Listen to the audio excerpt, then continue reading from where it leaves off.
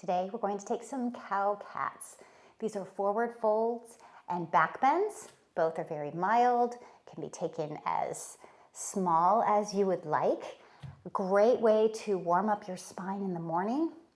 Great way to take a break midday or something to do before you go to sleep at night. This variation requires you to be able to be on your hands and knees. You'll notice I have a blanket under here to cushion my knees. Spread your fingers really wide for some nice support and really press into the index finger and thumb of both hands. I like to have the wrist crease just a little bit ahead of my shoulders. Try to stack your hips over your knees. A nice long neck. We're going to initiate the movement from the base of the spine. So from right here, 3 parts. Number 1, tilt your tailbone up towards the sky. Number 2, keeping your arms as straight as is comfortable, let your chest lower between your shoulders.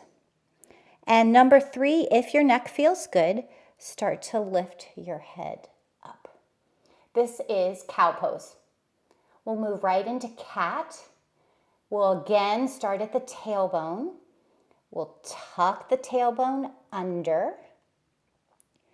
Start to round the upper back as if you could reach your shoulder blades up to the ceiling.